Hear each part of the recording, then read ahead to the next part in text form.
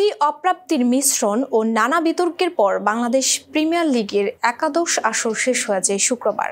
একাধিক ফ্র্যাঞ্চাইজির ক্রিকেটারদের পারিশ্রমিক বকেয়া থাকার বিষয়টি ছিল পুরো টুর্নামেন্ট জুড়ে সবচেয়ে আলোচিত। দুর্বার রাজশাহী এক্ষেত্রে সবাইকে ছাড়িয়ে গেছে। বারবার আর্থিক কারণে বিপিএল এর নেতিবাচক দিক শিরোনামে আসায় ভবিষ্যতে বিদেশি ক্রিকেটার পাওয়া নিয়েও শঙ্কা তৈরি হয়েছে। এই সংকট নিরসনে বিদেশি ক্রিকেটারদের পারিশ্রমিক সহ তাদের যাবতীয় লজিস্টিক্স সাপোর্ট এবং বিপিএলে যোগ দেওয়া থেকে শুরু করে নির্বিঘ্নে ফিরতি বিমানে ওঠা পর্যন্ত সবকিছুই দেখভালের সিদ্ধান্ত নিয়েছে বিসিবি। দেশের ক্রিকেটের সর্বোচ্চ এই সংস্থা আজ এক বিবৃতিতে এসব তথ্য জানিয়েছে। সংবাদ বিজ্ঞপ্তিতে বিসিবি বলছে, লজিস্টিক্স সাপোর্ট ফ্র্যাঞ্চাইজিগুলোর অর্থনৈতিক প্রটোকল, খেলোয়াড়দের স্বার্থ রক্ষা এবং অর্থ প্রদান প্রক্রিয়া থেকে শুরু করে সব ব্যাপারেই দেখভাল করবে বিসিবি।